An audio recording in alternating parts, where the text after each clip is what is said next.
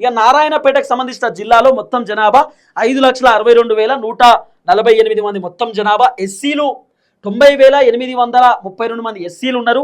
2 ప్రస్తుతం నియోజకవర్గాలు ఉంటే 3 కొత్తగా పెరగబోతా ఉన్నాయట. ఒకటి మహిళలకు ఇవ్వబోతా ఉన్నారు, ఒకటి ఎస్సీలకు.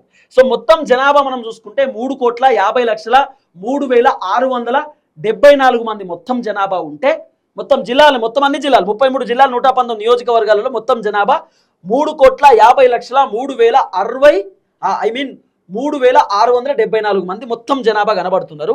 దీంట్లో ఎస్సీలు ఎంతమంది ఉన్నారు అంటే ఎస్సీలు ఎంతమంది మొత్తం ఉన్నారు అంటే 54,08,800 మంది ఎస్సీలు మొత్తం తెలంగాణలో ఉన్నారు. 119 నియోజకవర్గాలు ప్రస్తుతం ప్రస్తుతం ఉన్నటువంటి సీట్లు 119 సీట్లు. పెరగనున్నటువంటి సీట్లు 178. తర్వాత పెరగనున్న మహిళా స్థానాలు 60. తర్వాత పెరగనున్న ఎస్సీ సీట్లు 28. సో మొత్తానికి 178 సీట్లు తెలంగాణలో రాబోతున్నటువంటి పరిస్థితి.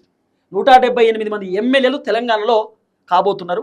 25 పార్లమెంట్ సీట్లు కూడా 17 ఉన్నాయి. సో 25తో పార్లమెంట్ సీట్లు కూడా పెరగబోతున్నాయి. అసెంబ్లీ సీట్లు పెరిగినాయి అంటే అఫ్కోర్స్ ఖచ్చితంగా పార్లమెంట్ సీట్లు కూడా పెరుగుతాయి, ఎంపీ సీట్లు కూడా పెరుగుతాయి. ఎంపీలు కూడా 25 మంది పోటీ చేసే అవకాశాలు కనబడుతున్నటువంటి పరిస్థితి. నాకున్న అంచనా ప్రకారం అయితే ఇది ఒరిజినల్ లెక్క కనిపిస్తలేవు. అంటే నిజంగానే ఒక్కొక్క జిల్లాలో ఇన్ని సీట్లు ఇస్తారా అయ్యారా అనేది ఒక క్యాలిక్యులేషన్ ఇది కరెక్టా అని అననికి లేదు. కాకపోతే ఎస్టిమేషన్ ఇస్తున్నారు, ఈ విధంగానే జరగవచ్చు, ఈ విధంగానే ఉండే అవకాశం ఉన్నది అంటున్నారు. కొన్ని మార్పులు చేర్పులు కూడా చేస్తారు, దీంట్లో మార్పులు చేర్పులు అయ్యే అవకాశం ఉంది. కానీ వీళ్ళు అద్భుతంగా తీసుకొచ్చినటువంటి అంశం ఏంటంటే పెరగనున్న మహిళా స్థానాలు, మహిళలకు రిజర్వేషన్ కేటాయిస్తున్నారు.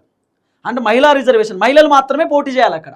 ఇప్పుడు ఎస్సీ రిజర్వేషన్ సీటు అంటే SC reserve constituency, ST reserve constituencies ఉంటాయి. సో అక్కడ ఎస్సీ ఎస్టీలు మాత్రమే పోటీ చేయాలన్నట్టు ఇప్పుడు మహిళలకు రిజర్వ్ చేసే కాన్స్టిట్యున్సీలో మహిళలు మాత్రమే పోటీ చేయాలి, వేరే వాళ్ళు పోటీ చేయడానికి అవకాశం లేదు.